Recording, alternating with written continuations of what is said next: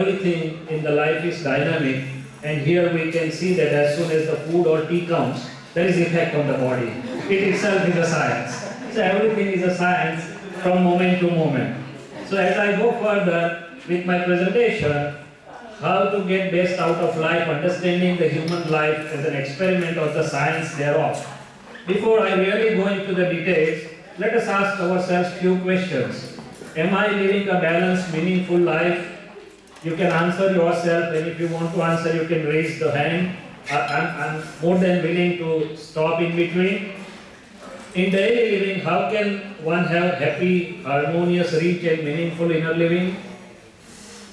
What is the purpose or aim of my life, as Dr. Saroj has already opened out? And more importantly, how can I achieve the purpose? Even if I have the purpose, I need the way, science. How can I achieve the purpose? What is in my realm and what is not? As soon as I say, how should I achieve, the next question comes, what really can I do independently? What is in my realm and what is not? And faith, free will. And there may be few puzzles for me to find out who am I, self-realization or Atmadrasti, if I want to go at that. Liberation, is it possible or is it just a play of words? Can I progress on the path of liberation even living as a householder, busy with my all the livings, professional, personal, social?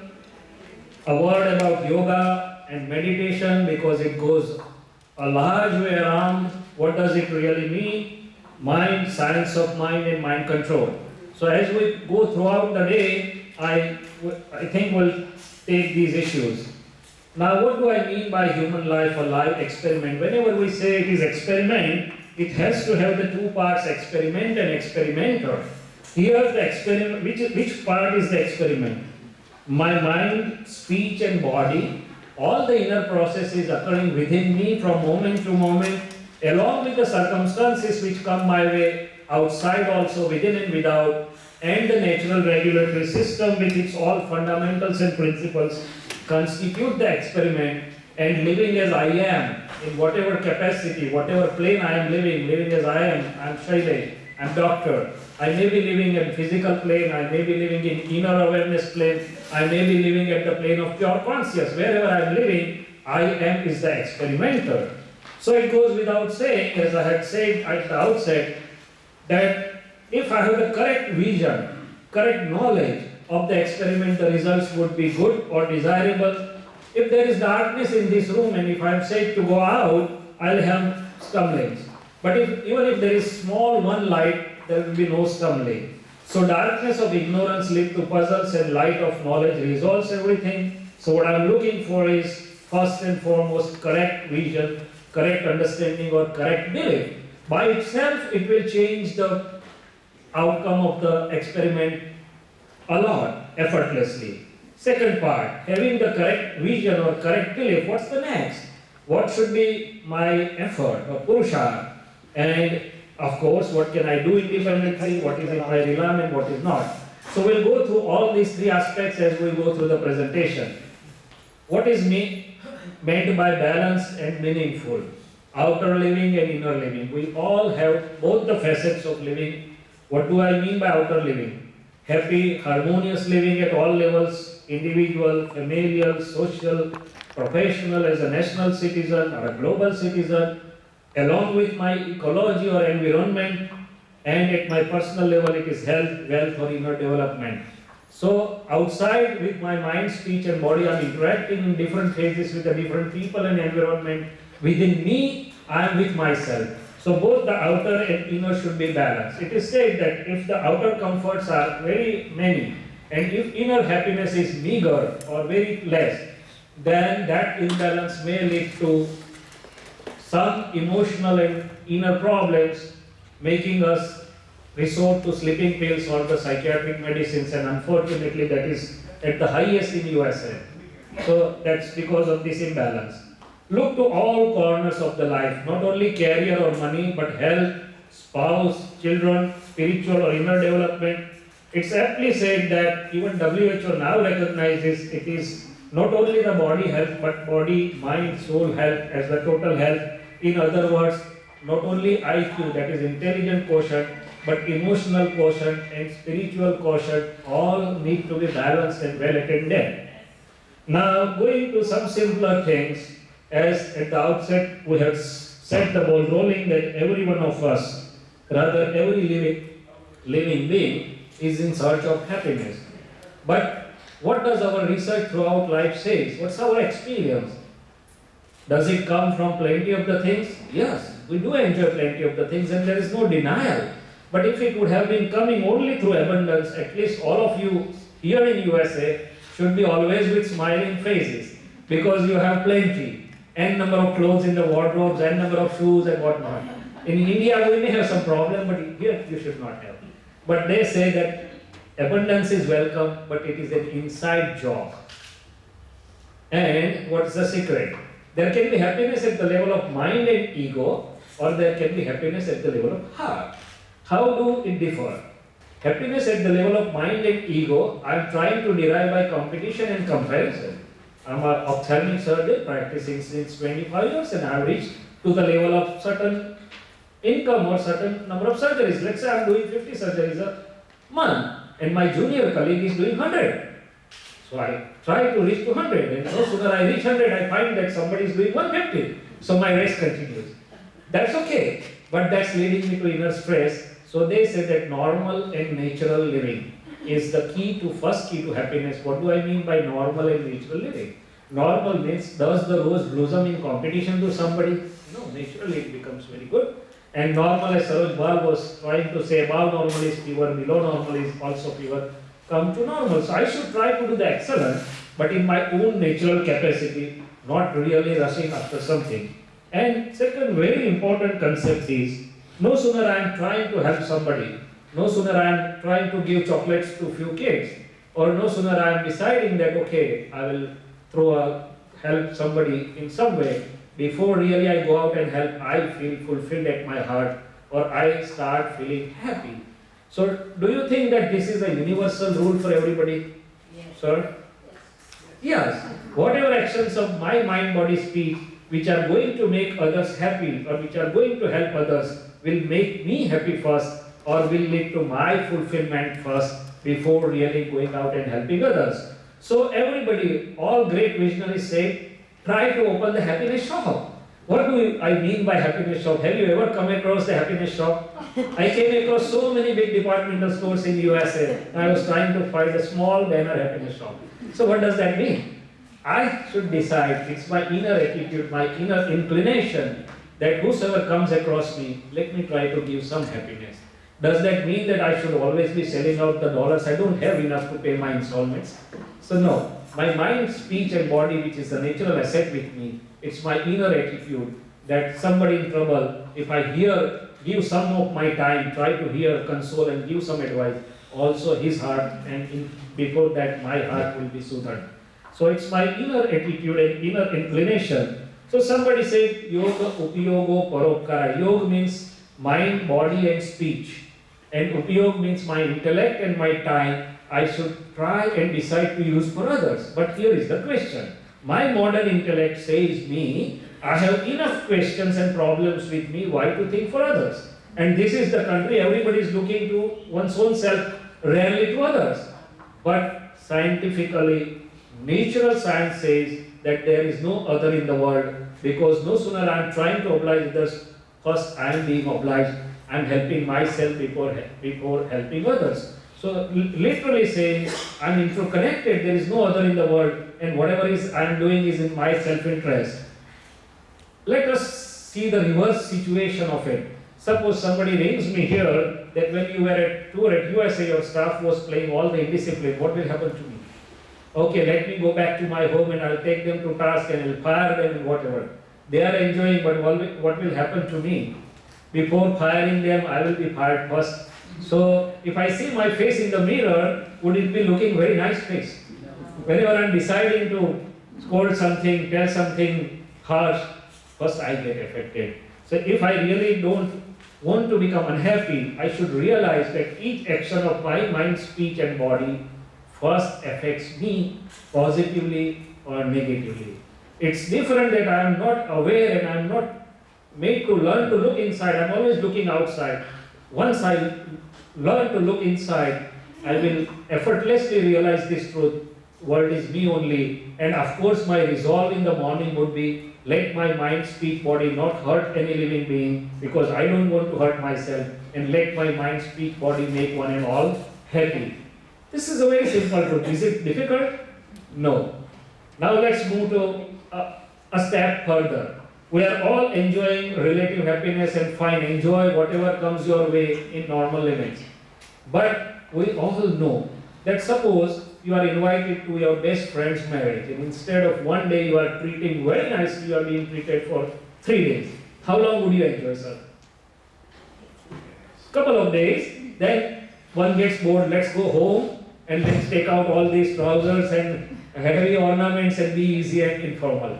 So the relative happiness has a nature that for some time one would enjoy, then will get bored, will require new thing, again will get bored, will require another. So the thirst for happiness is not quenched. No matter whatever amount of money, prestige, name, fame I am given to my desired level, if I look within my heart, something still will be missing, something still more will be required. As against that, the real happiness quenches the thirst for happiness. It is independent of circumstances. That's termed as bliss. And so I should be on lookout along with relative happiness to the real happiness as the visionaries were trying to find that. And when does it come? When I know who am I. Now let's again come back to the plane of daily living, because I believe that the knowledge or the thing which doesn't become useful, which doesn't give me results in my day-to-day affairs, time and on, is only a theoretical knowledge for me. The knowledge is one which should be functional, which should be working within me effortlessly moment to moment. So holistic visions for daily living. Avoid classes. I am sure that nobody wants to have the scene like this, right? Nobody of us really wants to have the scenario like this. But still, sometimes we do enter into smaller or bigger classes, if not outside, at least within me. So once I decide to avoid clashes, my inner vision light, my inner understanding light will show me the way how to sail through without getting into clashes. Now somebody may ask me a question, is it always I have to let go? Is it a surrendership? No, it is not letting go or it is not surrendership, it is resolving with the proper understanding. Because if I let go, it is like a press spring which will rebound sometime. No, I want to resolve first within myself and then outside. And that is termed as the common sense. I have to realize that everyone may be right by his or her own viewpoint. Because the clash starts when I believe I am right. So obviously the other fellow also believes that I am also right. And n number of people say I am also right. And everybody starts pulling the rope. So I have all the right to convince, to persuade, to explain, but I have no right to become insistent or adamant about the things. So resolve the situations you face amicably with equanimity as these people are trying to do. Revolutions and counterpool. A word about another wisdom. Suppose I am a manager or I am having a higher post in the company and I am giving some order to the lower staff or clerk. I will give within 3, 4, 5 minutes and next day I want the work to get done. And that poor fellow has not been able to do it. And I become just furious. Why? I will say, no, I should look back to myself because my revolutions are 5,000 per minute. My thinking speed, my explanation speed is high. I don't realize that his explanation and understanding speed is different. So if I don't realize that, I'm going to end up into clashes even though I don't want to. So this is very important as I just say through my daily living. Clashes within. Suppose I have been wise enough and aware enough to avoid it outside, but what within me? Because my mind and my intellect ask me, give me some resolving answer. Why it happened to me? Why to me only? I'm always giving helping hand to him or her. Why somebody behaves like to me like this? And if they are not resolved, it remains as a pending puzzle in my mind here and may lead to tension or botherations or even to psychiatric illnesses. So as we go through, we'll be able to see that this holistic inner science visions will enable you to resolve your inner self and inner clashes. It is first I am working within me. Universe is within and then without.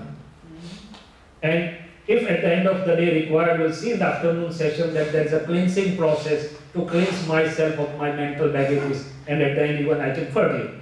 Now suppose I have mastered the art of avoiding clashes, but I want to move further. And can anybody say me what is the real challenge today?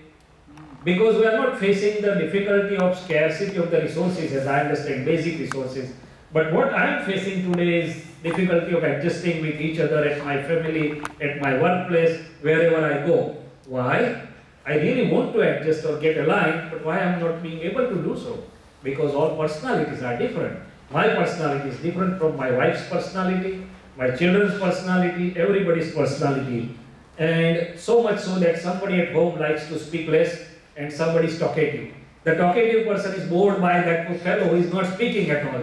And somebody likes to put the thermostat at 75 degrees and somebody has to wear the blanket.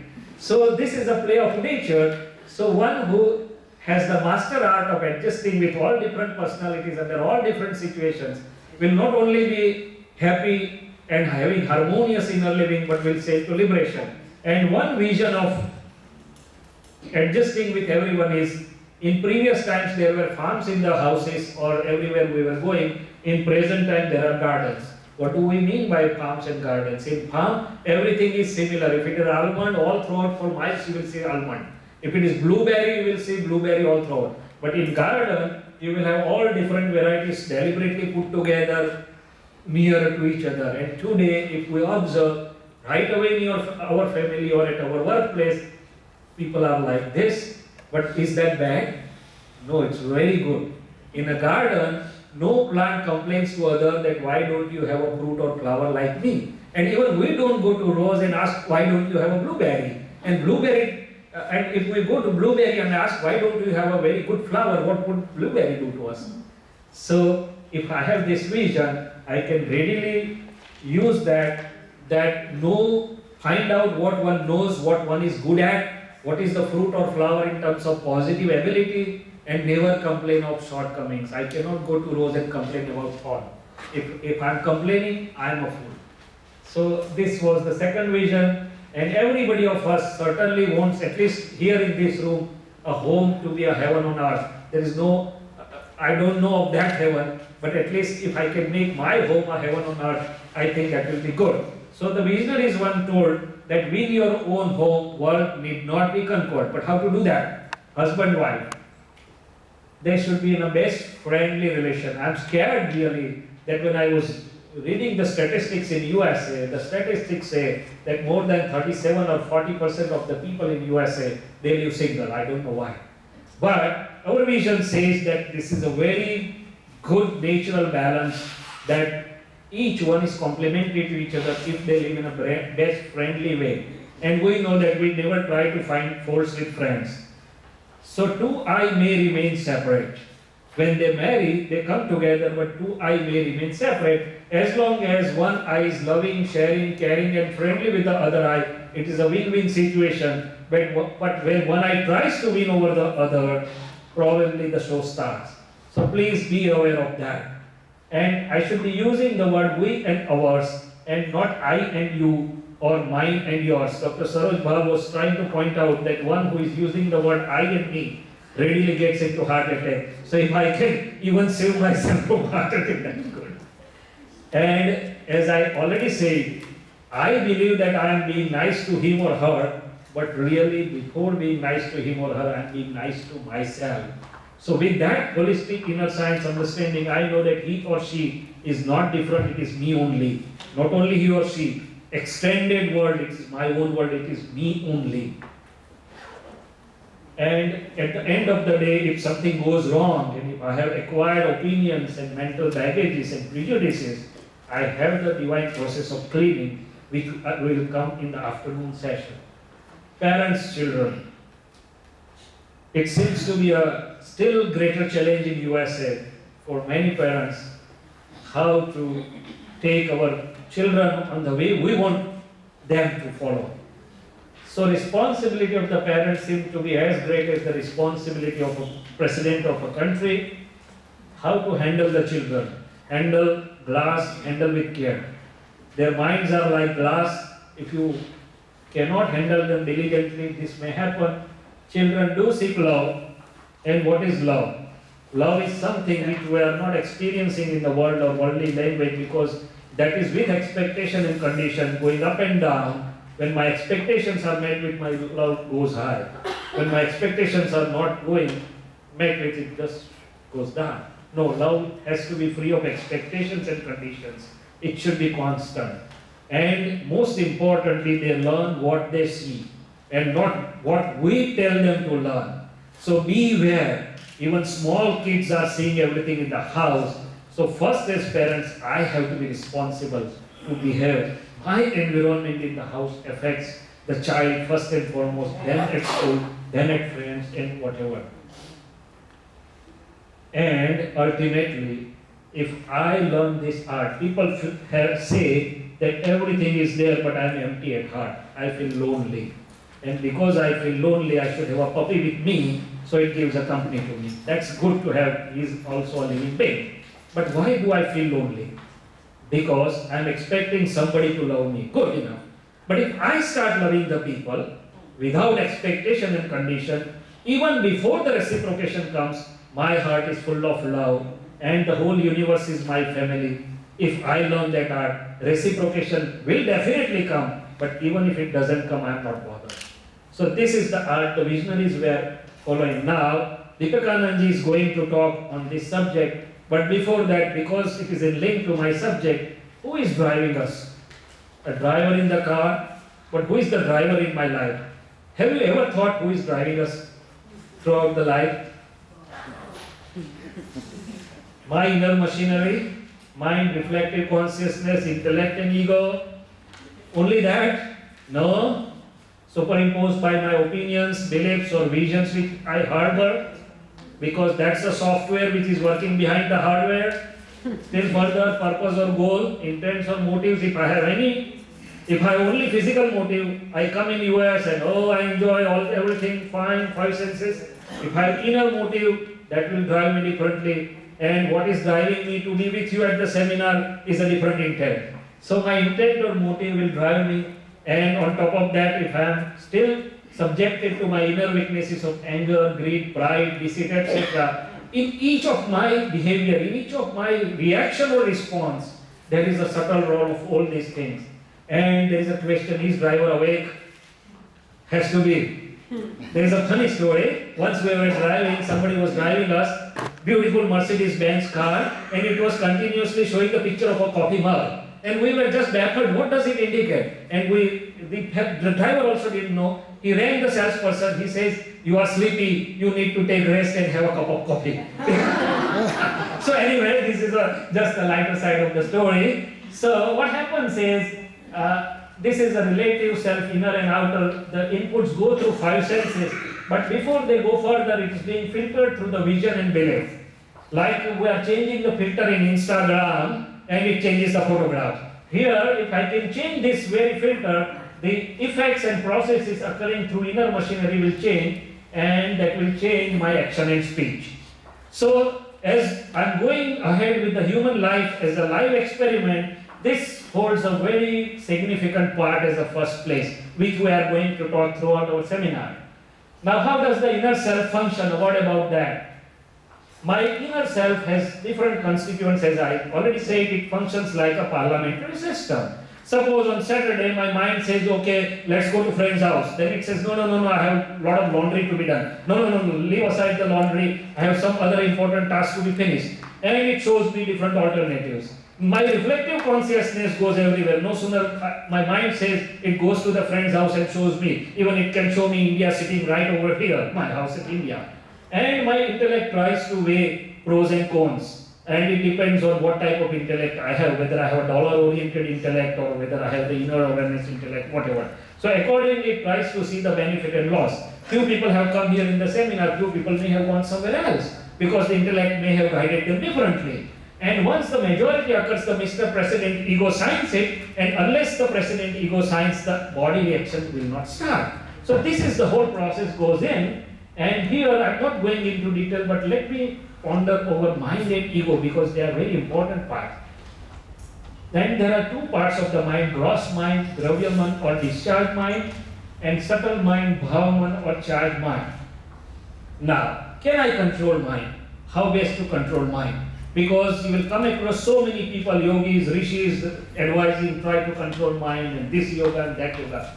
But how best can I really control it? What do I mean by controlling the mind? Because mind continuously shows me thoughts, good or bad. And I have not found any way where I can put a stop switch or a pause switch for significant period of time. So how should I deal with my mind? I am not able to stop my thoughts. There was a professor who came to Enlightened One and said, stop my mind. And he said, I can do that, but would that be alright with you? Yes, why not? You will be absent-minded, would that be alright? No. Mind is a very useful navigational tool. Only thing you should know how to deal with the mind. And Sir is going to say us about, be watchful about the thoughts, but what I am going to talk to you is something different. Mind is like a movie going on a screen. We are sitting in a theater, there may be some scenes most liked by us and there may be some scenes not liked by us. Do I go and fight with the screen?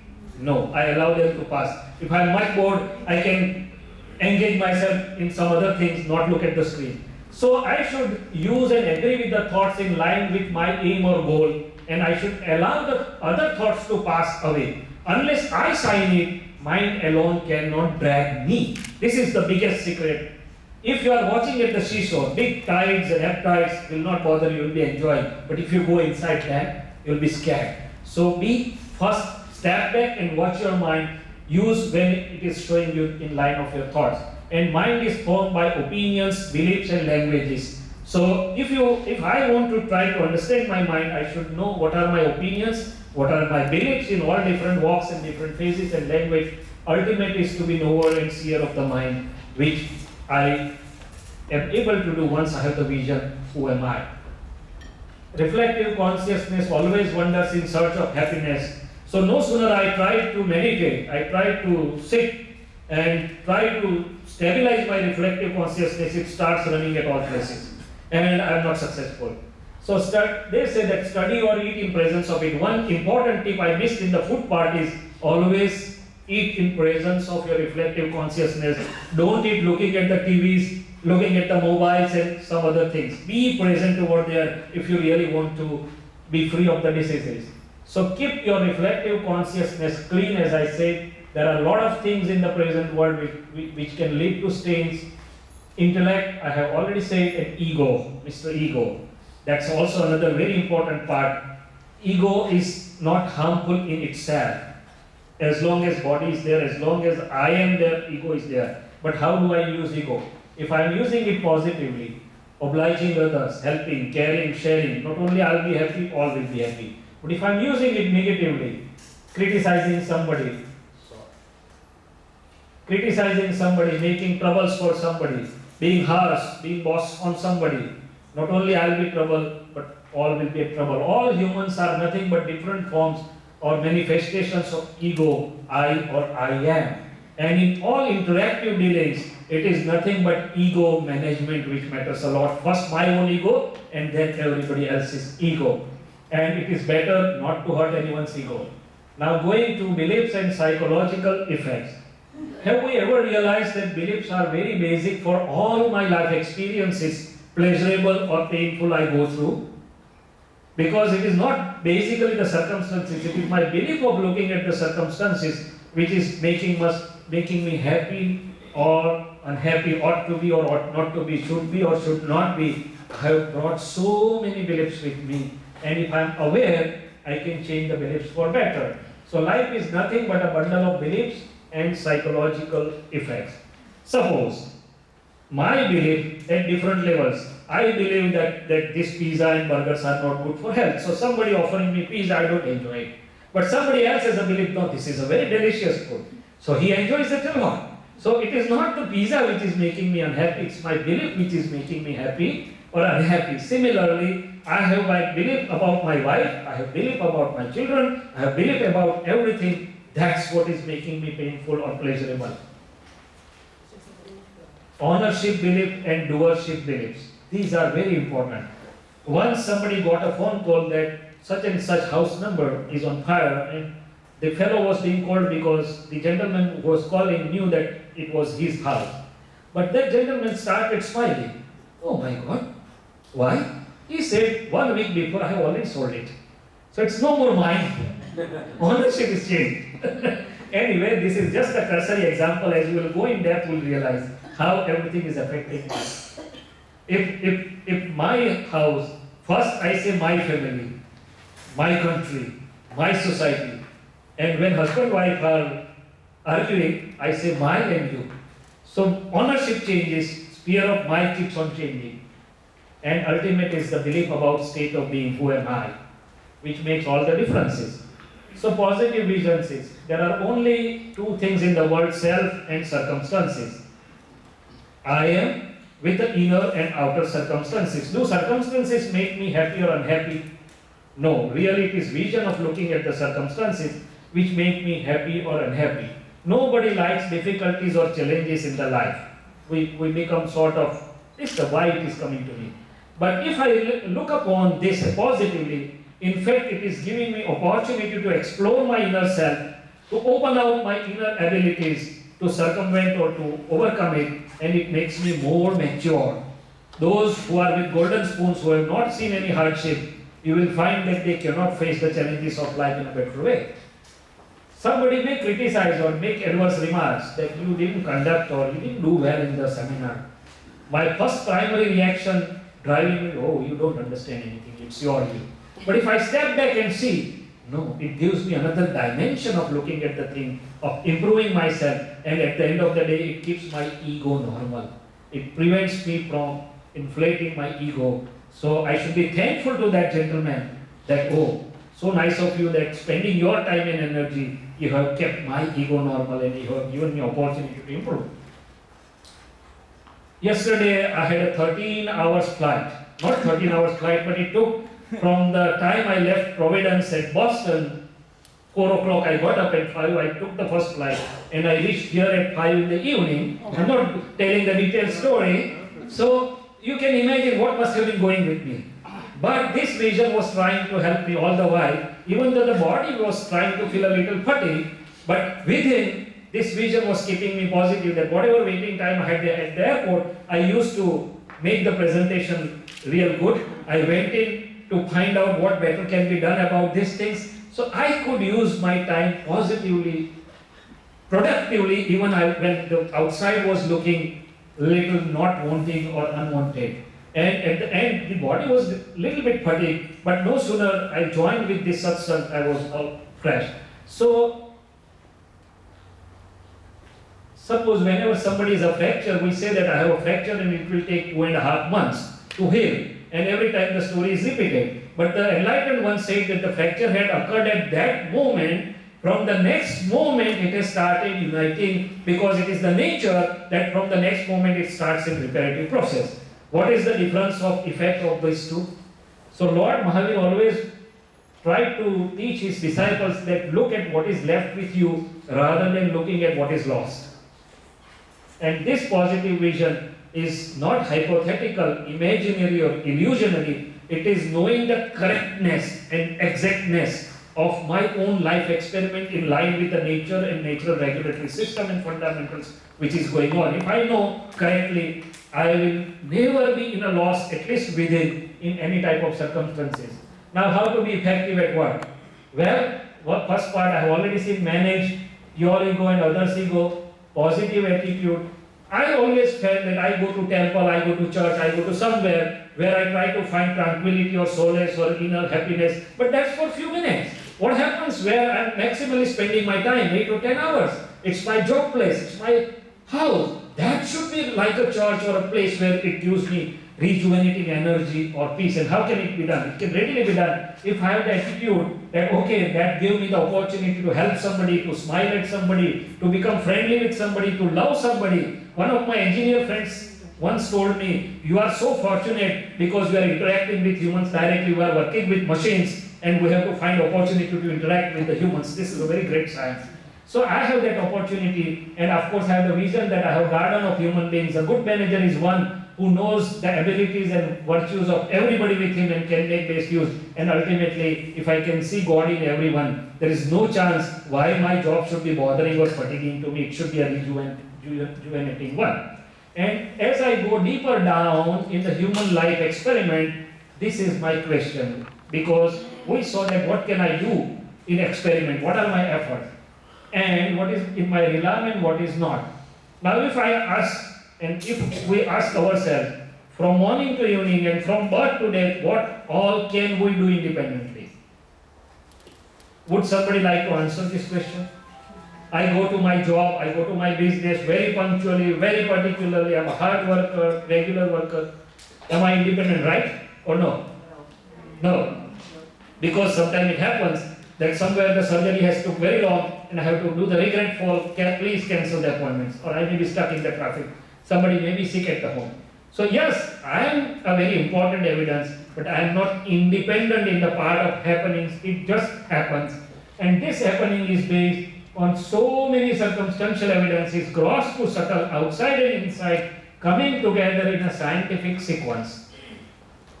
Even if one evidence is lacking, the thing may not happen. That's about outside. What within me? Am I independent about my mind? I have already answered that I'm really not independent in the sense that there may be good thoughts and bad thoughts. Yes, I have the independence how to deal with my mind. That's my choice. And speech and body, if I would have been independent about body, no doctors would be required.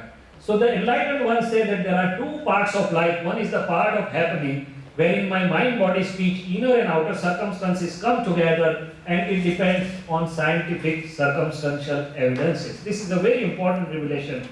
Who created the world and how the world is being regulated? It's only through scientific circumstantial evidences. And the question further, who gives input to scientific circumstantial evidences, that will come to just now. So the second part is part of decision, projection or bhav, living as I am, name bearer and I am doer. What do I mean by that? So while passing through the different life experiences from morning to evening, suppose we are sitting right here, do you think everybody's inner projections or decisions would be same when we walk out at the end of the day? No, they would be different. Somebody would say, oh, I must go in depth and experience more. Somebody would say, oh, it was a good time pass. Similarly, I'm a doctor. I became a doctor despite my parents telling me, somebody drove me from within to become a doctor. Now my inner decision is appearingly changed. If given a second chance, I'll be a chartered accountant. Why? Because my chartered accountant brother earns 25 times more than me at 25 times lesser pension, and he can hire 5 doctors like me to do the charity. So similarly, we may be householder and married, and looking at a lot of disturbances, we may see, oh, better I would have been a monk. And the monk feels that there is nobody to serve me, better I would have been a householder. These are just the gross examples.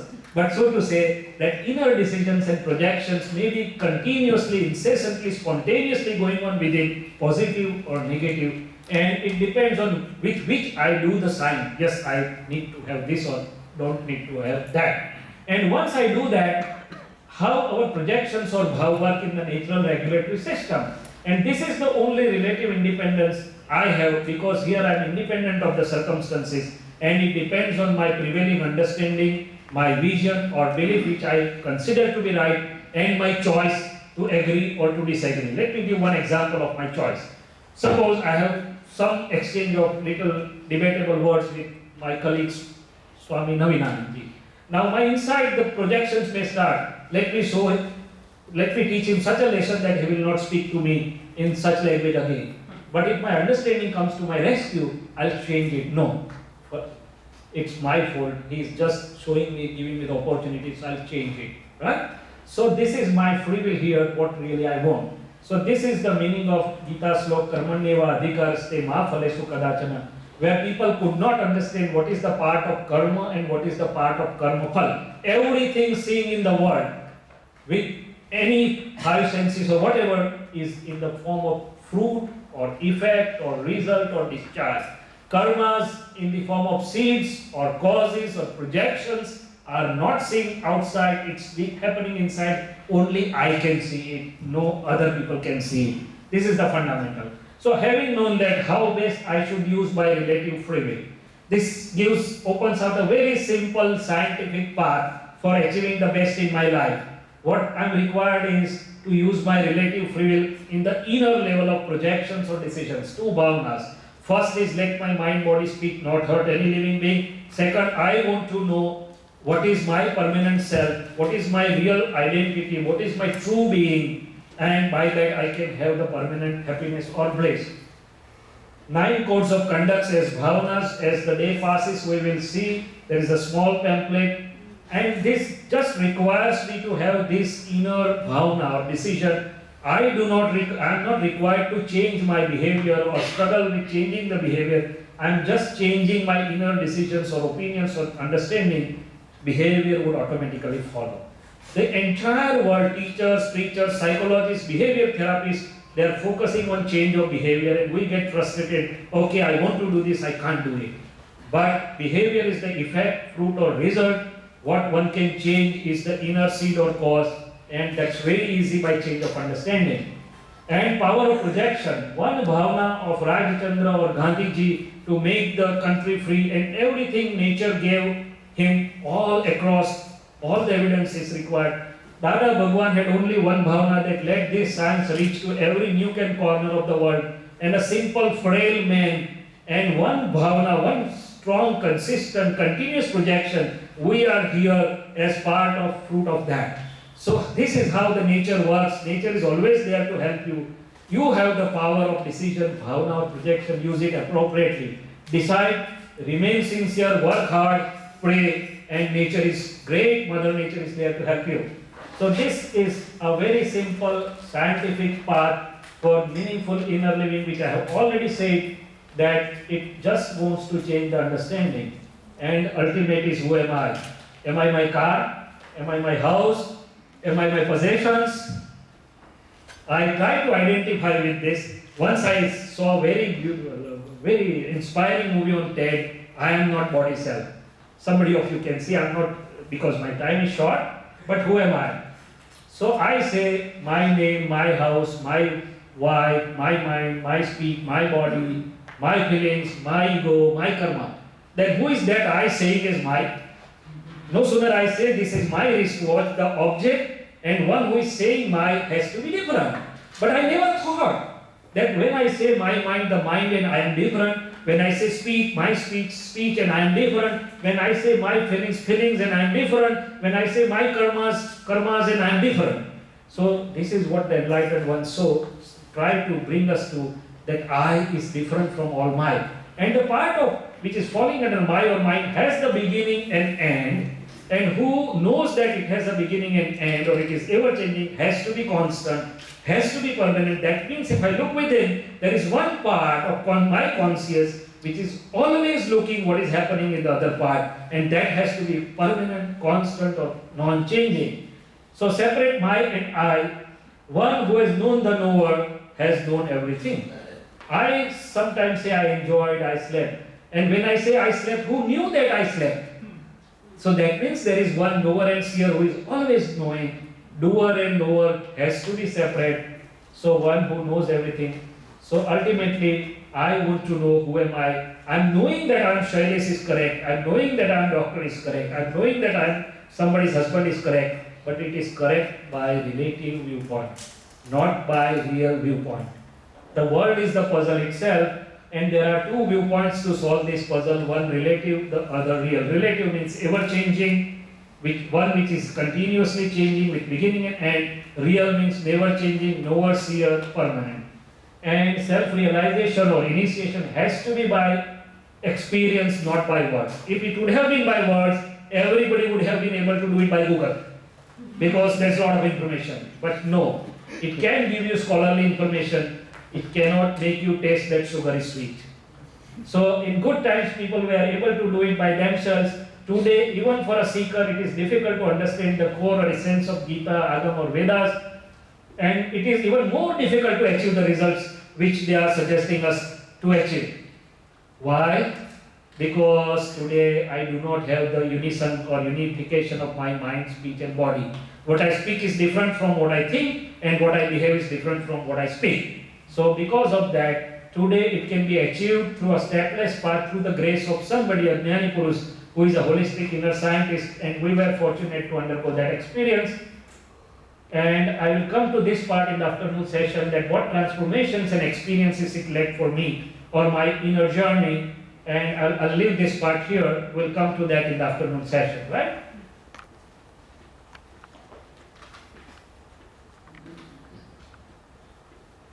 and anything you wish to know or discuss. Now we are open if the time permits. So I had tried to give an overview of the subject of the holistic inner science, and in afternoon sessions we will have practical sort of things, because unless the subject is known as a whole, we may not get the exact advantage. So my duty was to take you a bird's eye view of the subject. Thank you, Dr. Mehta.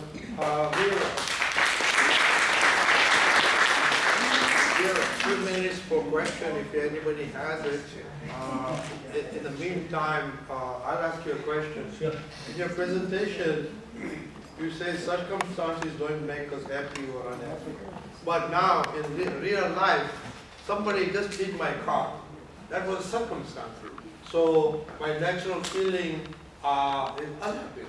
Yes. It was not my fault that somebody come and hit me. So I'm unhappy circumstances. Okay, very good scenario, and so many things happen in the life like this.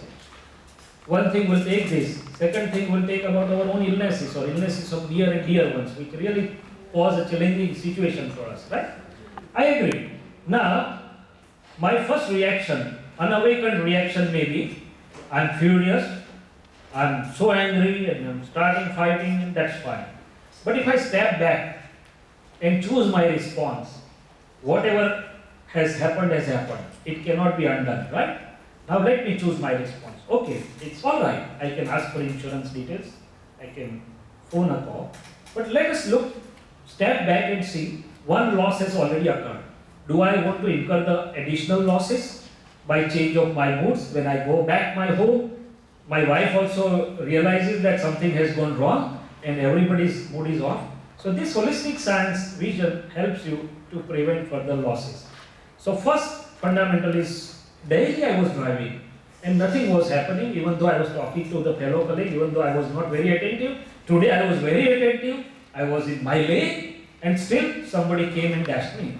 What is the natural regulatory system secret?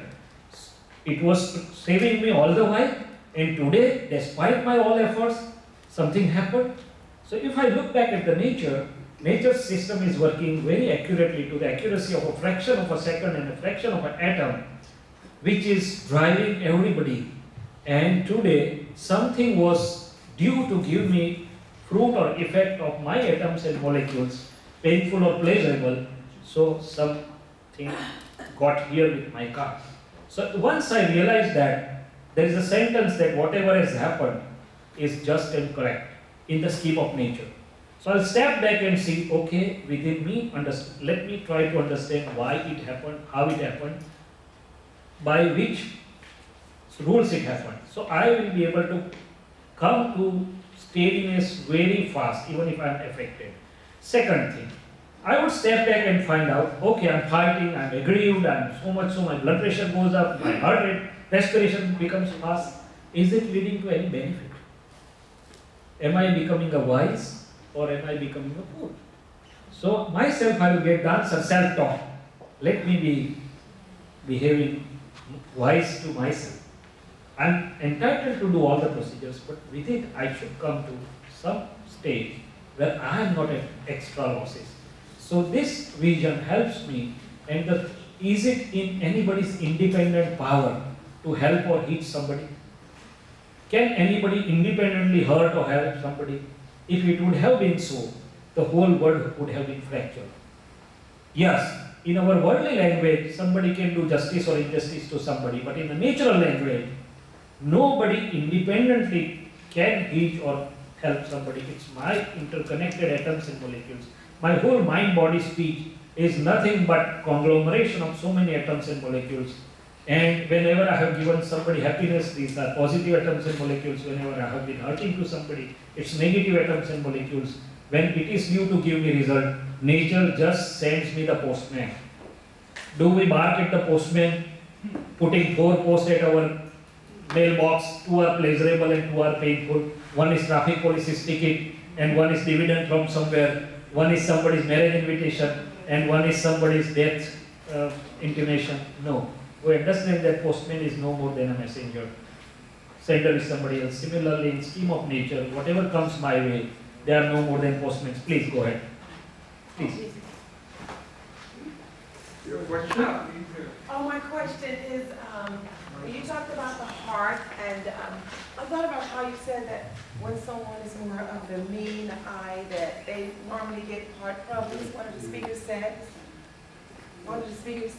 So my question about the heart problem is it like when you say it's all about me, is that like a victim mentality more so than a selfish person? Or is a selfish person and people who carry the victim mentality one and the same? Rajni bhai, can you just say me what I think what she's trying to say, what something happened, is this my selfish inside that making it happen? No, I'll say it again. Okay, like, say, to me, I've worked with a lot of people, and that a lot of victim mentality means like, everybody's picking on me, everything is me, it's all about me, I'm hurting, you're bothering me. And then that's the same person that she said earlier, people say things like, I want to do it this way. It's like I, me. I don't know what that really means. But are they pretty much one and the same? People who feel like victims and the people who always say me and I. Well, earlier in the session, someone had up there on the board about people who get heart problems or those who use the word I and me. No. The idea of saying that was in a relative term, in the worldly connotation, when I am using I and my, it is leading to stress. But when I am using it holistically, the whole world is me only. That's I am using at the level of my heart, that I am not trying to help you really. In the worldly language, yes, I am trying to help you, to be nice and kind to you. But in natural science, I am helping myself. I am becoming nice and good to me, because no sooner yeah, please. You can answer. Sure. Can I answer that? Yeah, sure. Why not? Since it was in my slide. Yeah, sure. Okay, what it is I kind of understand your question, but you can again interrupt me and feel free to answer.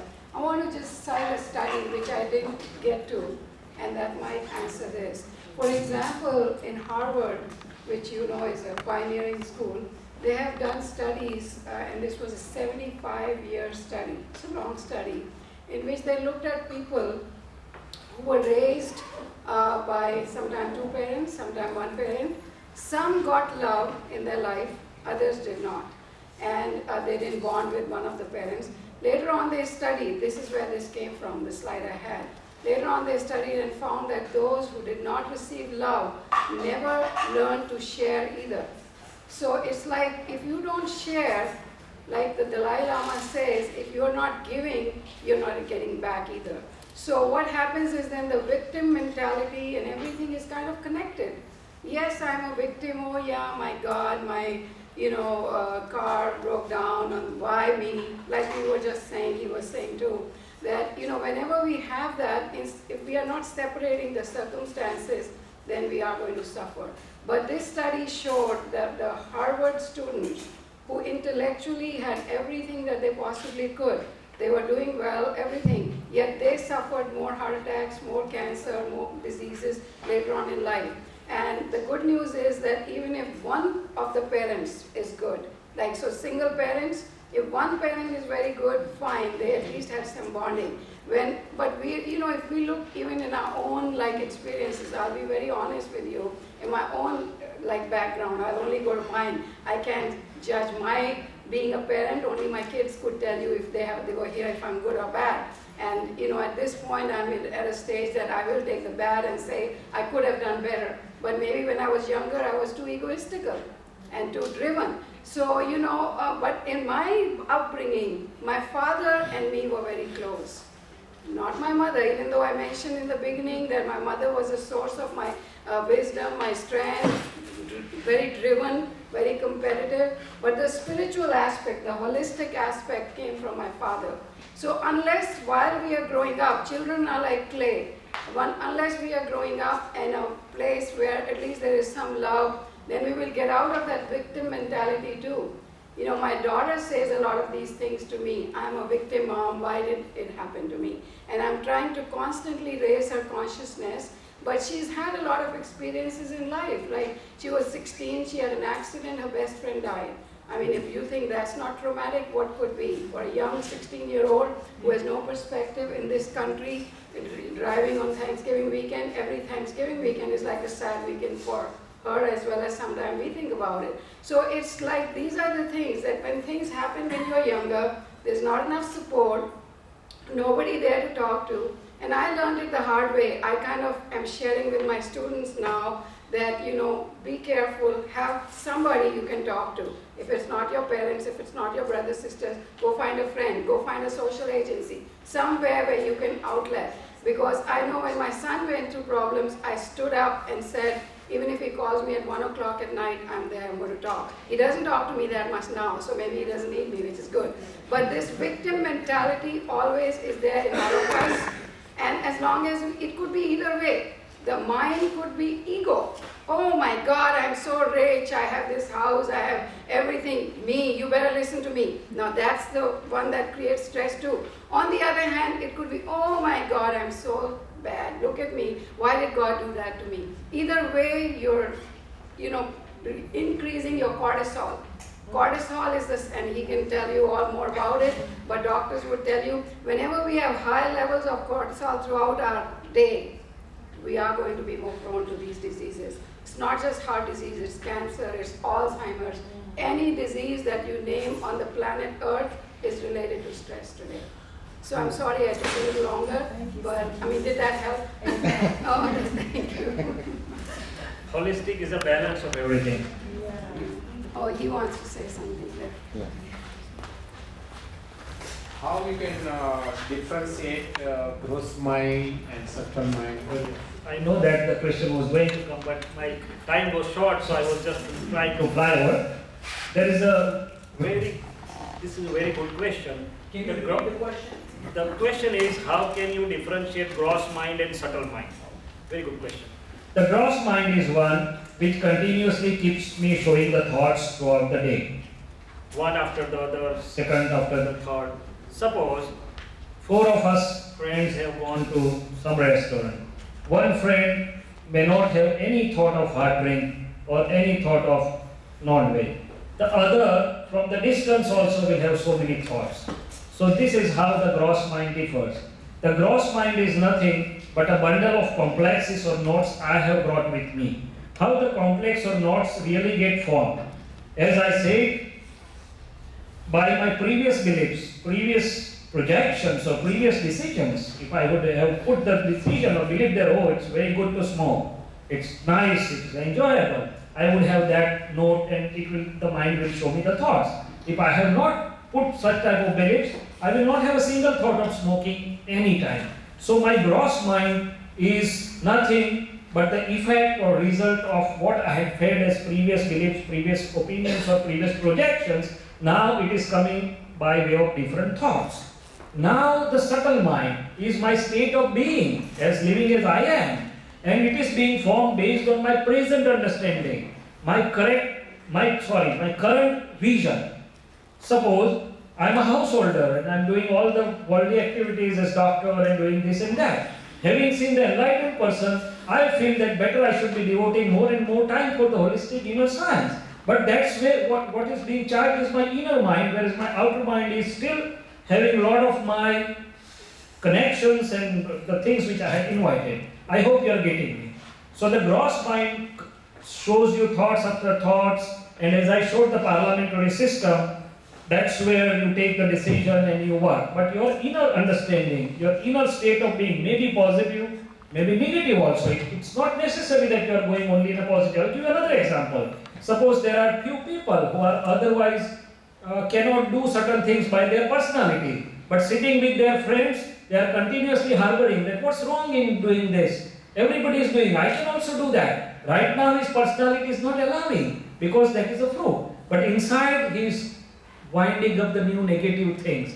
And when it will become fruit, he will become a negative person, right? So charged mind is my existential state of being. I am living in which plane right now, with what understanding, with what vision, where I am signing this ought to be or not to be, is my inner charged mind, which is creating the whole new personality of the gross mind for the future. And the gross mind is what I had shown as the previous beliefs or previous opinions.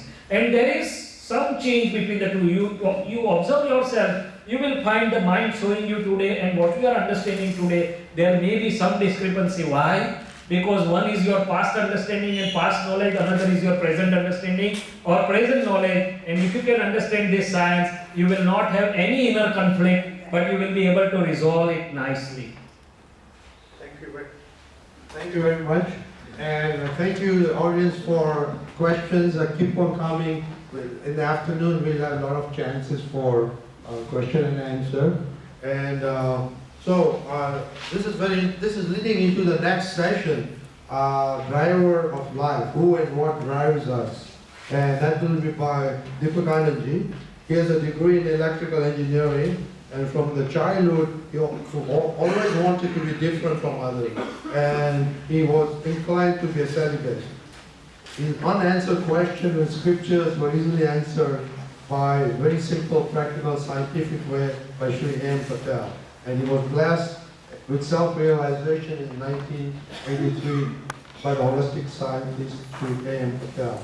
And then immediately he was working, and immediately next day he decided, I want to pursue my dream. And my dream is a selfless mission to introduce holistic science for the inner betterment of the entire mankind. Since then, he's devoted full time. He has been traveling all over India to answer questions like what we are talking today, what we are asking today, and he can answer a lot of questions on karma, charges, discharges, science, wealth, communication, any kind of question. So, this leads to a good question now. Deepak, you can comment a little bit later, but I was successful externally, and so I was driven by me, or I, whatever you would call it, and then internally my anger, greed, greed were all increasing. So I don't know who was driving me, and there is the question, victim. Are we really victims? Holistically, I mean, in relative life, we feel we are victims, but holistically, are we really victims? Like we talked about the accident, we are really not victims. So, what drives us to that? Hopefully, you can answer that also. Yeah, thank you a lot. Friends, we are going to talk today about drivers of our life. I just want to give a very brief account of our own body.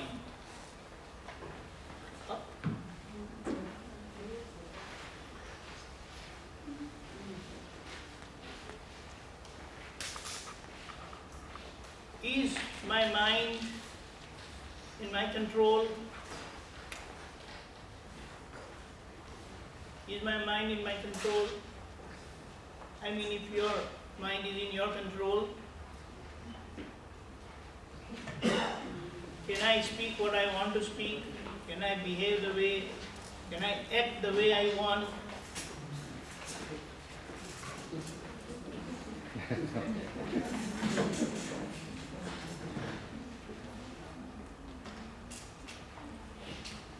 Yeah.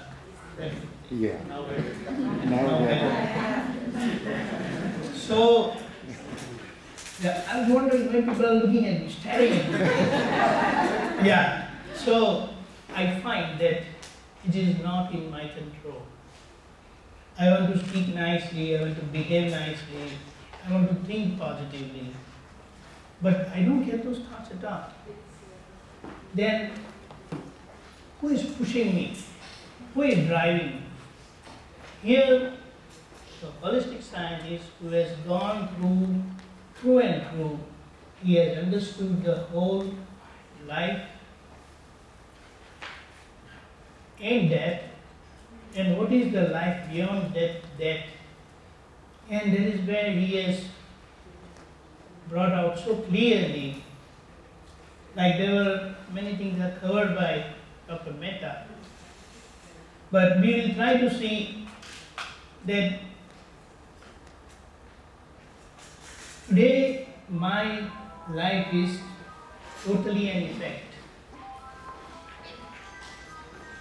I need to understand what is there in my control.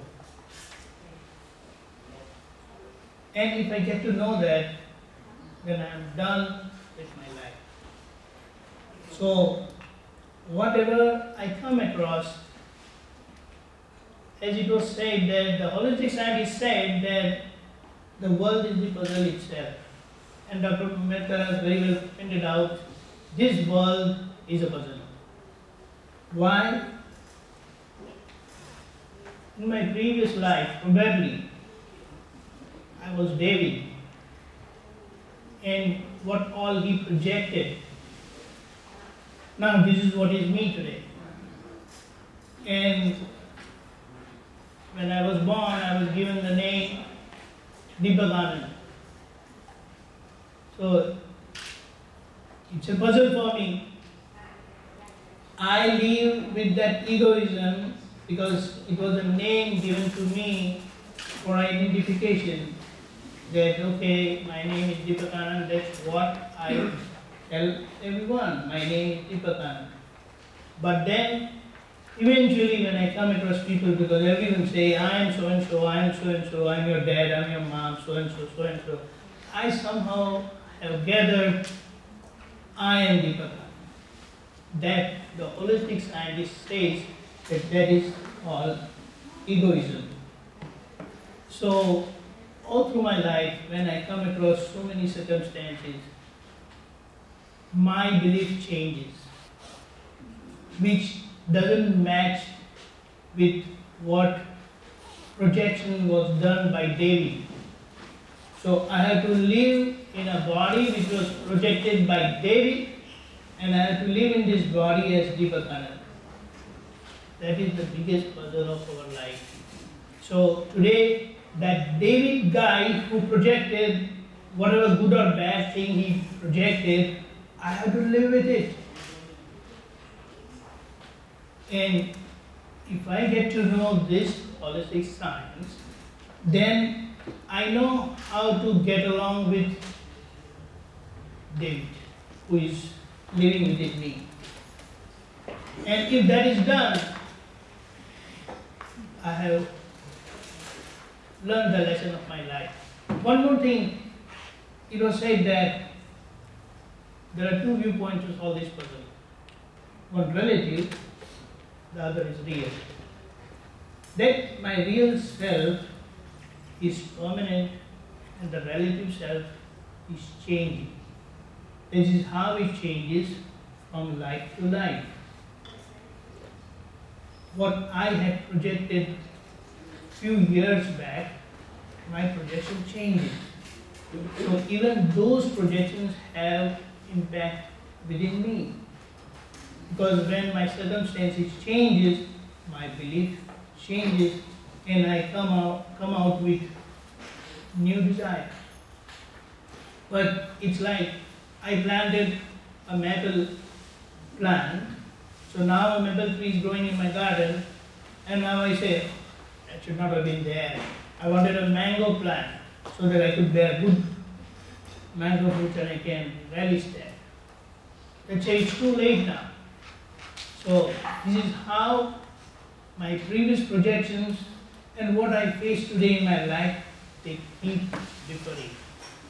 So if I get to know the holistic science which says there are two viewpoints to solve this puzzle, one is relative, the other is real, that was my relative projection. So if I learn to identify, or if I get to know my real identity as knower, as Doctor has said, having known the knower, everything gets known. So what I need to know is what were the projections and what are the effects, and how can I live with those effects. So let's go further. So those are the driving causes which make me live. So that living out, it is not in my hand, but how I can live today. What we talked about, the causal mind, we can do that if we understand our existential state, who I am today. So, okay. Holistic science basically is metaphysical science, which is latent within every religion of the world. But the holistic scientist has brought out so very clearly that's how it is applicable and helpful to each and every one, which could be very easily understood intellectually also. And it is irrespective of our belief and faith, so never mind what religion or faith you profess. But if you know and understand this science, you will be able to live your life happily, cheerfully.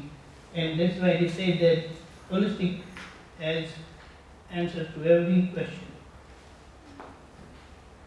The scientists say that I'm not here to insist what you should do, what you should not do. But here, because of his far-sighted vision, he has brought out all the effects of what we do, what we project, how we project. So if you feel that this is good for me, please accept it. But what he has said, it's all proven. He has had that experience, and after experiencing that bliss and perfection in his life, he has disclosed and revealed all the principles of life. The greatest principle of learning, as Dr. has also pointed out, because everything somewhere or the other is there. As you see, so you learn. Without seeing, we cannot learn. So it's like we know so many things, but unless we see a living example, we learn right away. For example, someone may say that, oh, smoking is bad, drinking is bad, but then how will I stop smoking or how will I stop drinking?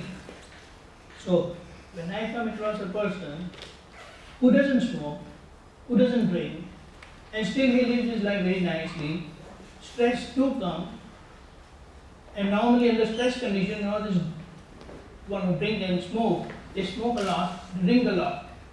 And when I have a living example like that, then I get the boost, I get the power, I get an understanding that if he can do it, why can't I do it? And that's how we learn.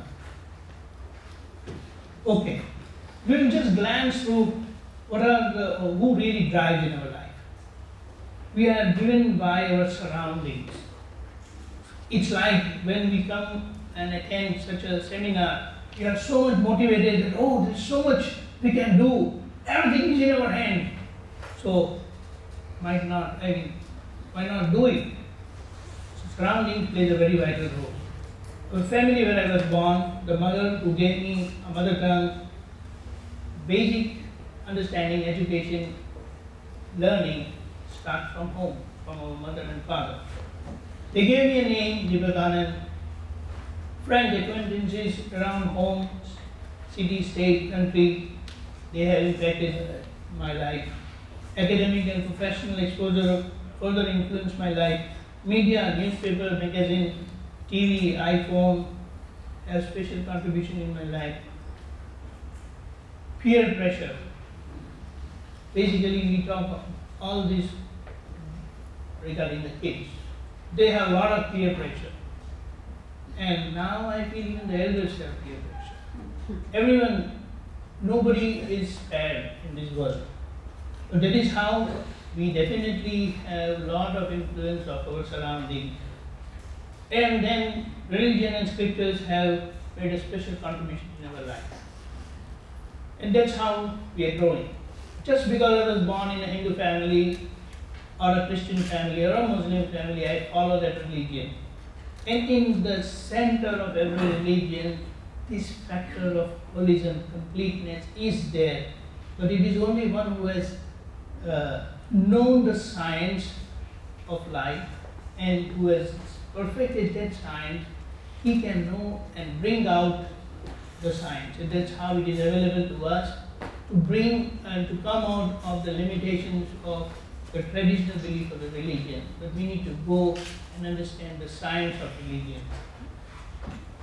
And finally, I am living within my mind, speech and body, which gets surrounded, the surrounding, and through the medium of the five senses what I have, I experienced the world, and somehow, because of that egoism, I started believing I am the Pradhananji. We are driven by our karmic bond. Although we talk about destiny, but destiny doesn't mean what's going to happen will happen.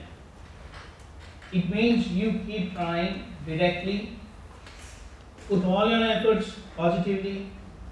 When you cannot do directly, do it indirectly. Even then you don't achieve, then pray for positive results. And then whatever happens, after it happens, it was your destiny, not before. If you somehow consider any happening before it happens as your destiny, then you are responsible for that. You become responsible for that because you need to put all your efforts and in the positive direction, not before that. So, as for the acquired belief, I have understanding and belief. That's how I eat. The three things what we normally put inside physically, like air, water, and food. Air and water we take care, it's reasonably neat and clean. But food habits I have acquired and gathered from my family, from my mother, from my parents. And over a period of time, if that belief also changes, then my food pattern will change. Food plays a very vital role in our life. Other speakers have said enough, but we are saying it also plays a very vital role in our life. And a perfect food itself is a perfect medicine for us. So, if our food is proper, then we really don't need medication. But because we lack or we slack in the right choice and understanding of food and its effect, and remember, everybody's body is different. If that food acted as medicine for your body, it may not be a medicine for my body. Because everyone's constitution is different.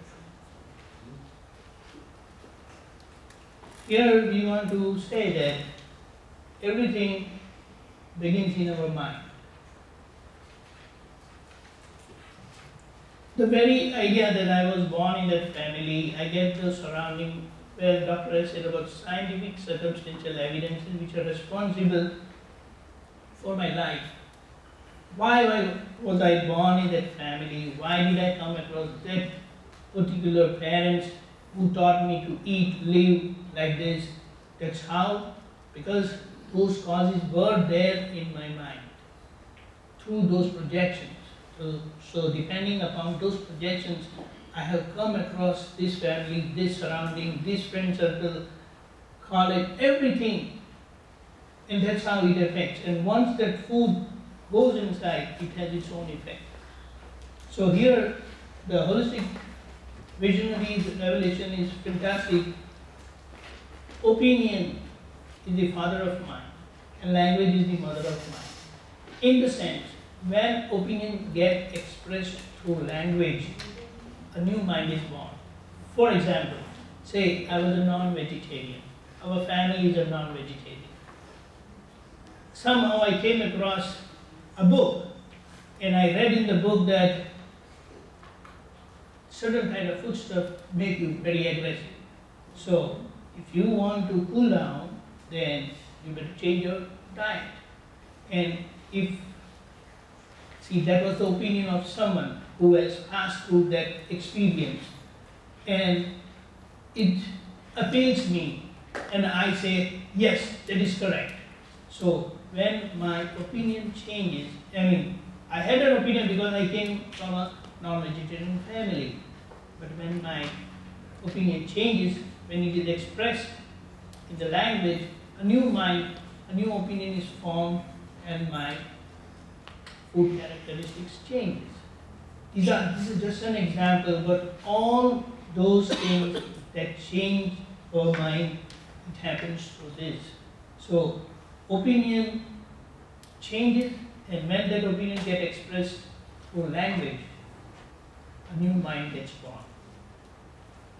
And out of ignorance, we have innumerable opinions And those opinions just keep getting expressed through our speech, and a new mind gets born.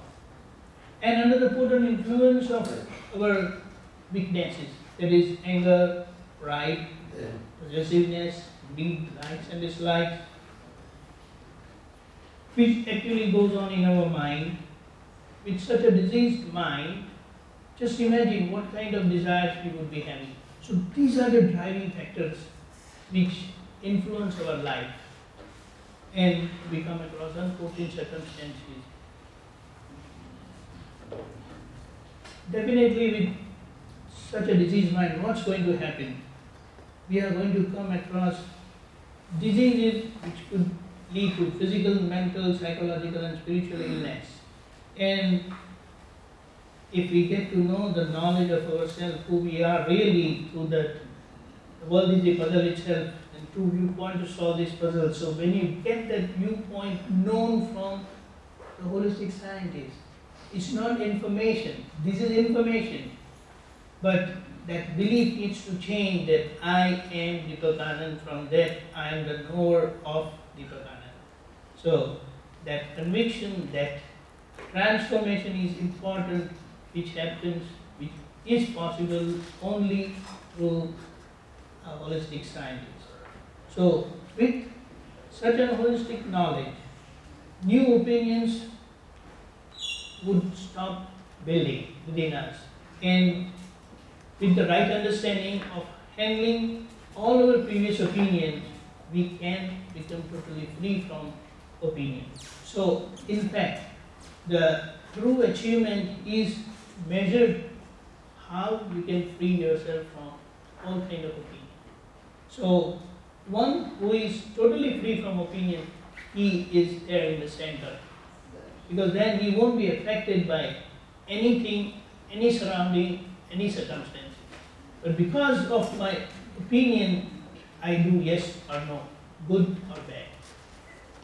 And the wisdom lies in the fact that how will you adjust to that situation, because any situation which is started is going to end. And what you need is learn to play your part like how we played our part in a drama. Further, because of those opinions, I live my life. And my life is such that I end up hurting others. And the law says, if anything has gone out from this mind or speech or action, it's going to come back to me for settlement. So the 9 code of conduct was it's a small prayer which was given by the holistic scientist. It encompasses almost every aspect of our life, and if we do that prayer, it is not by action, but it is through our inner feeling. For example, because of that belief, I end up hurting someone's ego. Then, because of that awareness, I immediately come to know a bell tingles inside and tells me, you hurt someone's ego. So immediately I'll say, sorry. If it is possible, outside I'll say sorry. And inside I'll feel sorry and decide I should not be thinking, talking or behaving such that I hurt anyone's ego. So it's like, if I spill anything over here, if I immediately clean it up, it's done. But if I leave it like that, then I have to bear the consequences. So that's how this code of conduct is given in this small booklet. Is there kept at the table, you can see that. And check for yourself. So here we have to understand one very important thing, it's a wonderful thing. Holistic science means the principles, those are at the core of every religion and are made available to us by living those principles at heart. You don't have to practice, you don't have to bring it into action. It's like you decided how you are here. Like doctor said, you have so many clothes in your wardrobe, but you chose to wear this particular clothes. That's how you are here.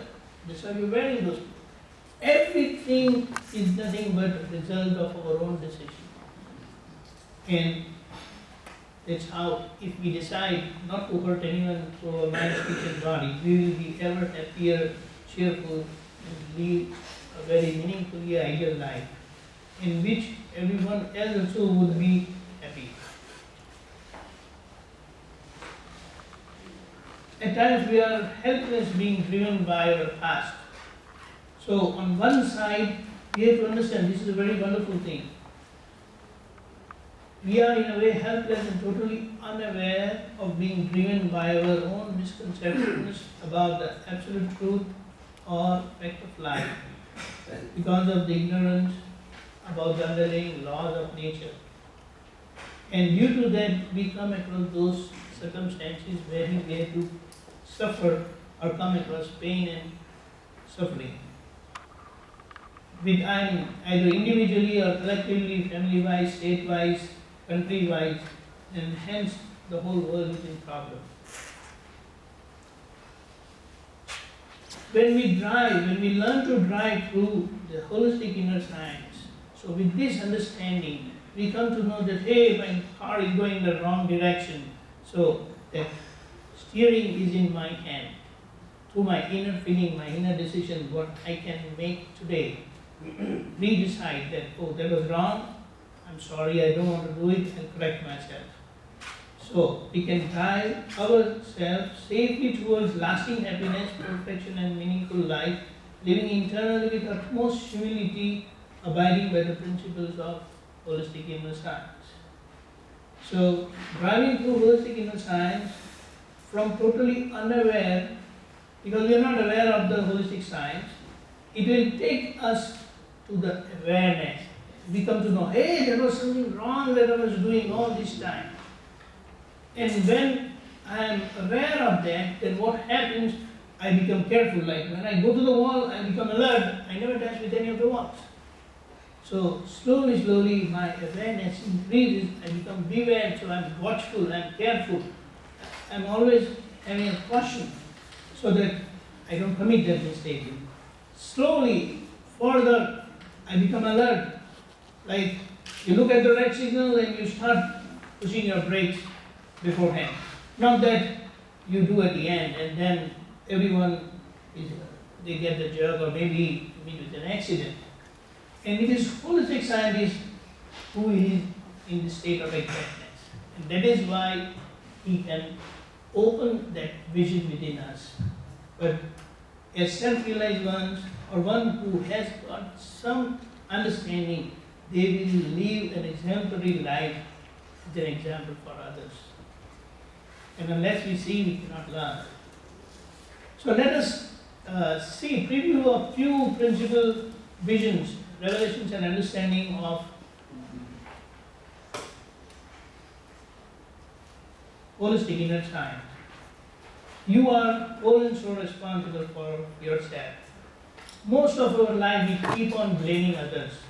So here a stop, boom, I mean it's called German, full stop, period. It is no one's fault. It is my fault, I am responsible for it. All this worldly drama is nothing but you need adjustment. And there are only temporary adjustments. Your kid is going to be there small for 4 or 5 years only. And during those 4 or 5 years, if you have known and learned how to handle them, you have no problem. The world is our own projection. What surrounding we come across, all these statements are not that simple. They need a lot of research work within our own self to understand and come to a conviction that this is what the laws of nature are so very well brought out by the holistic scientists. Adjust everywhere to avoid clashes. If you don't adjust, you will end up in a clash. It could be in the physical level, mental level. Ultimately, it goes in our decision level itself. Sufferer is at fault. In any situation, if you want to find whose fault it is, look around, who is suffering the most. Because others, as it was discussed previously, they are only postmen, delivery person. If it is not your fault, you cannot suffer. In principle. This is how you can live your life with utmost humility and without any kind of fear.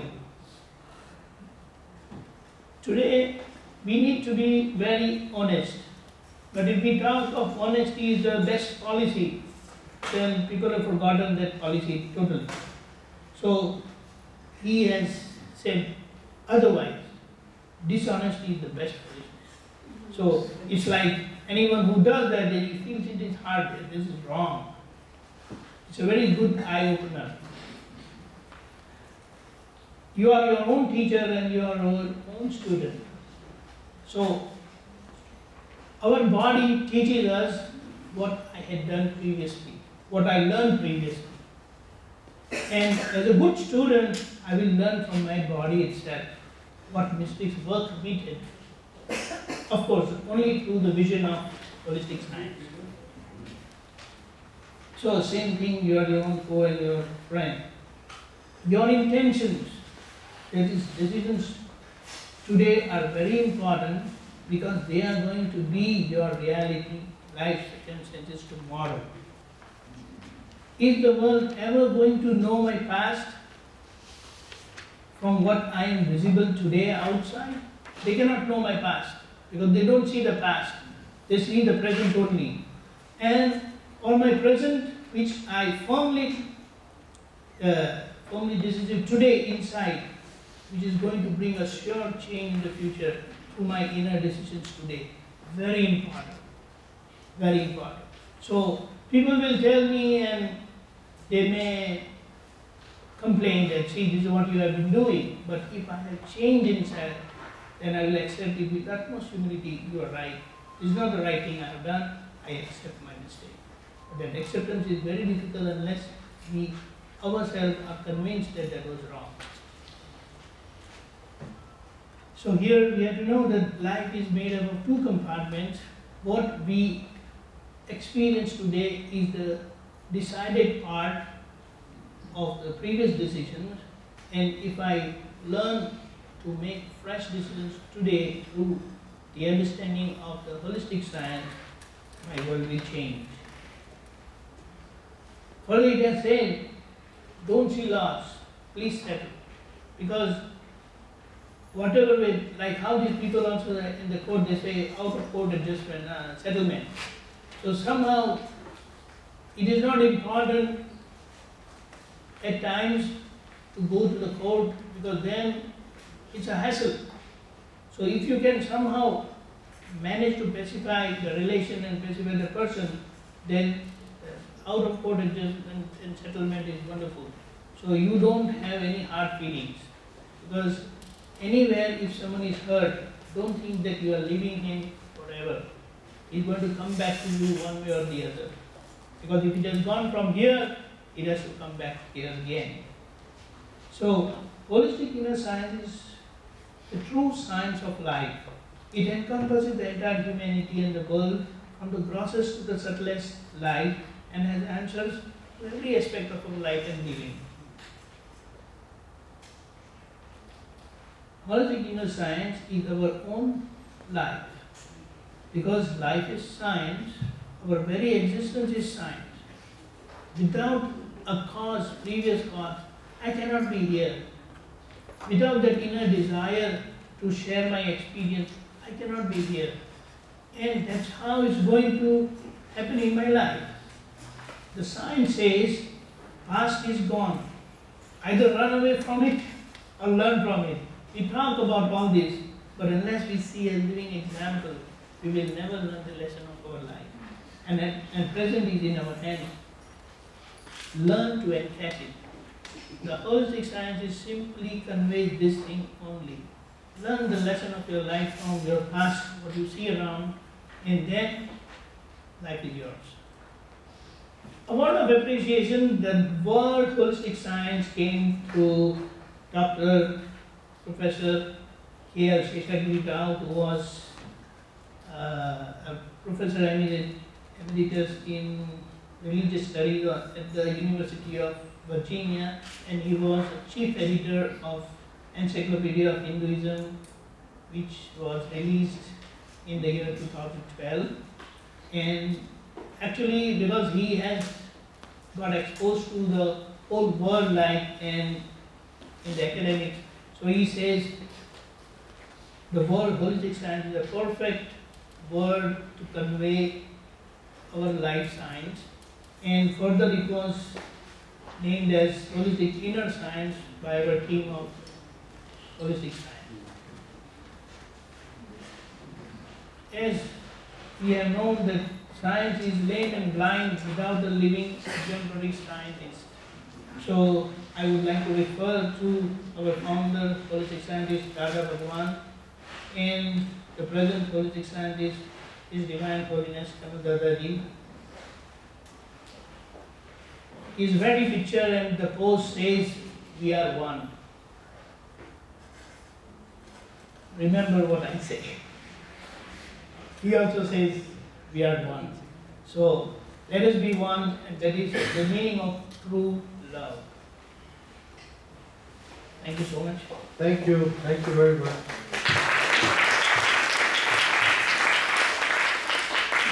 I think you did answer my 2 questions, but there are 2 more questions from the audience here. Yes.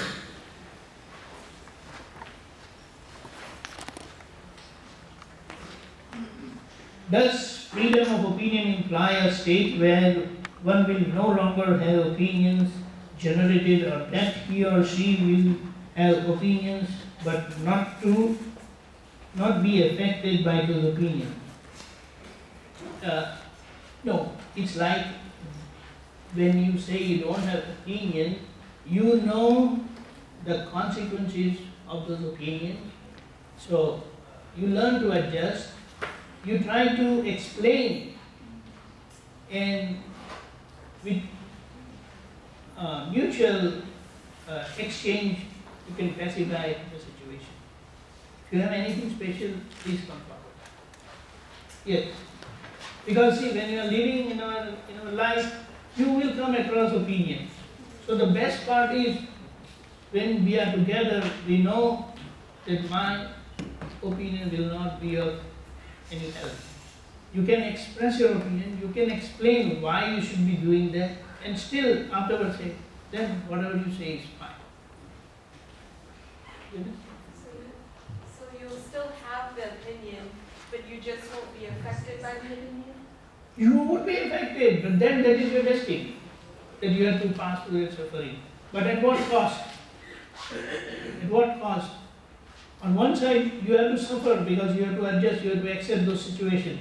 But then you are winning the heart of the other person.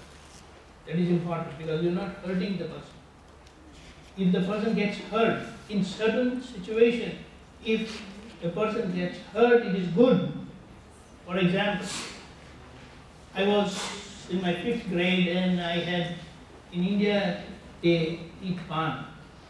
The whole mouth becomes red and it's very addictive. So when my dad came to know, he asked me, what did I eat? I said I ate pan. He slapped me in front of my friend. Now, that was not the right thing he did. That time I didn't like it, but then all my life I am not eating pan. But today I salute. Good that he hit me.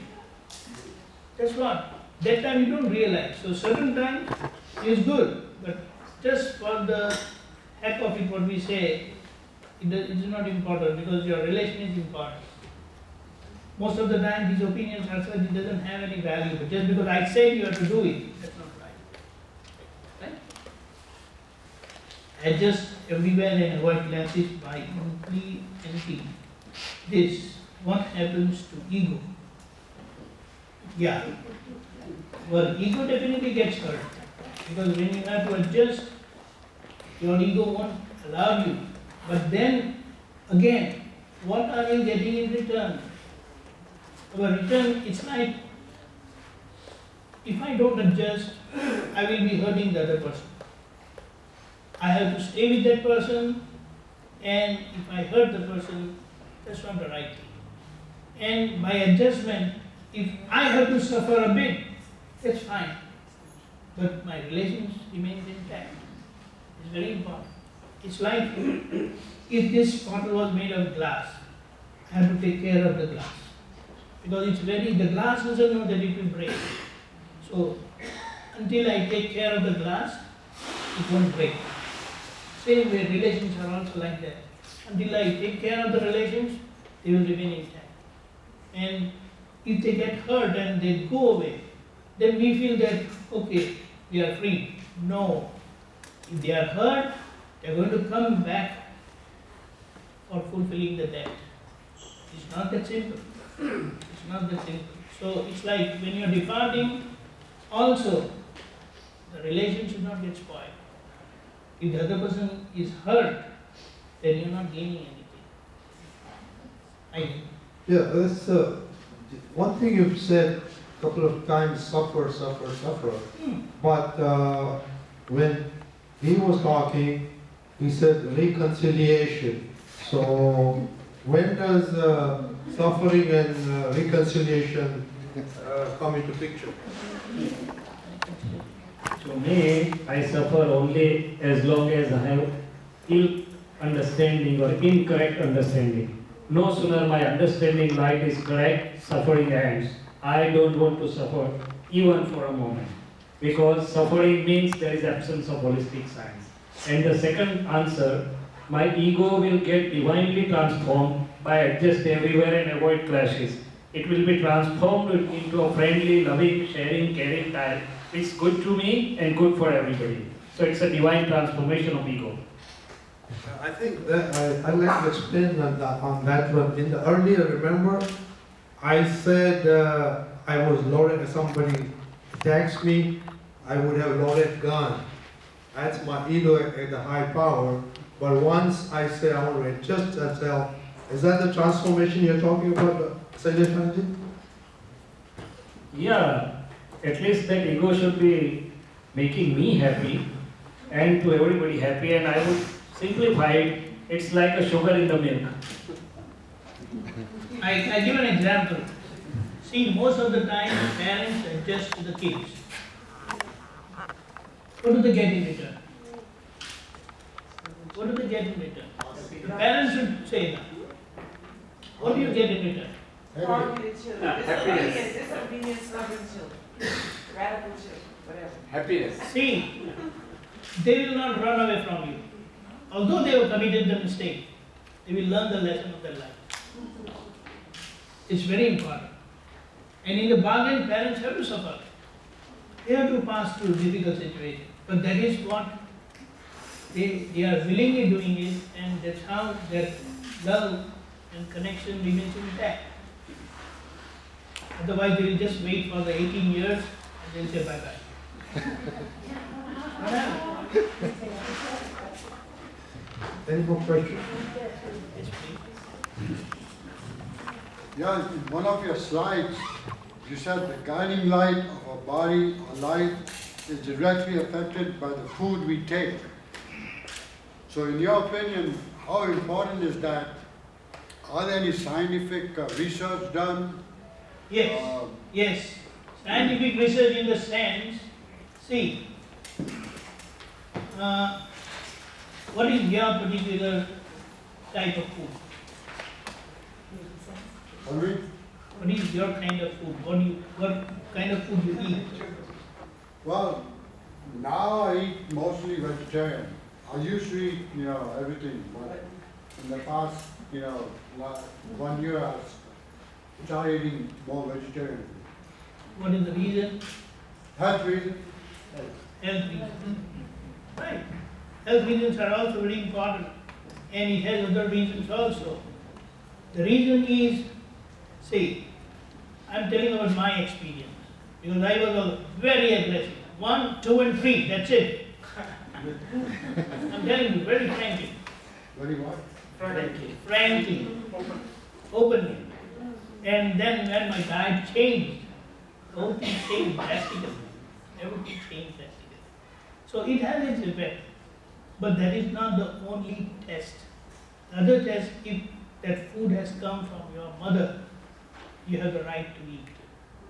Third test, if you are eating an apple, you cut the apple yourself and you eat, there's no problem.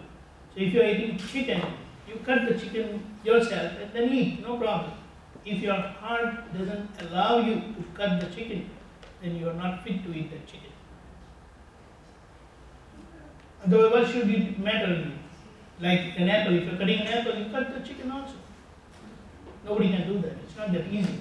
And one who can do that is fit, his heart is tender enough that he cannot see the pain and agony what the chicken passes through when it cries and cut it. And even the blood what you see, there are people who just they faint. So that is the test, another test. Yeah, please.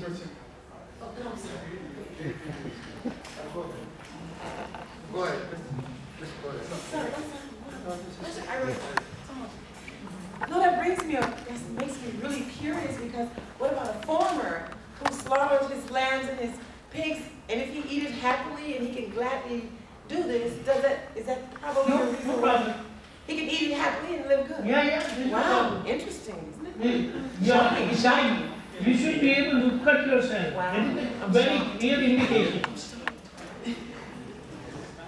Why is anger considered a weakness and an enemy? How can we use anger in a positive way? Like my dad got mad and slapped me in front of my friends. So that was, you can use that positive way, right? And actually anger is bad in the sense that you lose control of yourself. And normally, do you get angry on your own self or others? You get on others. So, if you get angry on your own self, it will help you progress. It found. You understand? So, anger is considered that way weakness. You understand? But certain times, a dramatic display of anger is necessary to show a power and others feel helpless about it, so that they put down their arms. Arms means then they put their will or their decision. You understand? Certain times kids they don't listen to you and they get angry. That's how you can use it positively. You understand? Yeah, but what is the dramatic? Dramatic means you're not angry inside, but you're just showing. I don't want it right now. Would that have a, like you're saying, don't hurt anybody?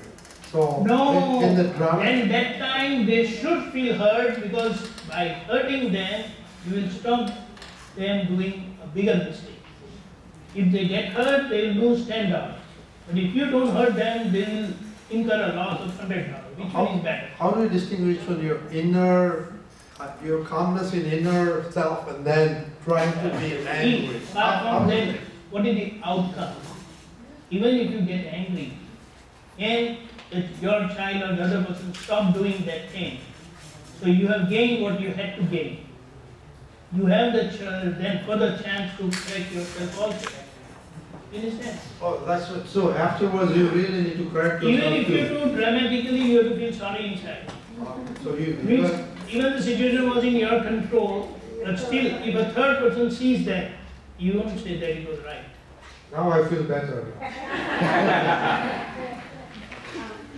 just need one more clarification. I basically had never seen anger as a weakness, and that's why I asked why you consider anger a weakness or an enemy. Because under normal circumstances, anger is a normal emotion, it's a primary emotion.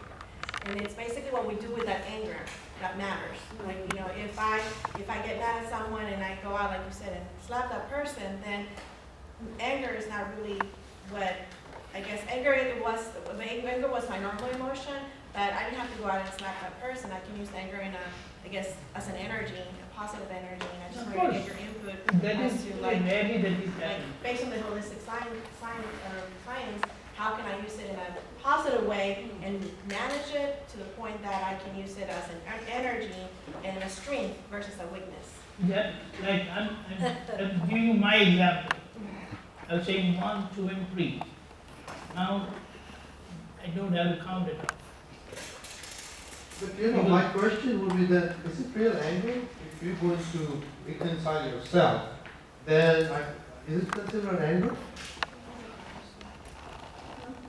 If she said she's maybe become angry, and then, but you're going to reconcile yourself, say, hey, I'm not going to slap him, right?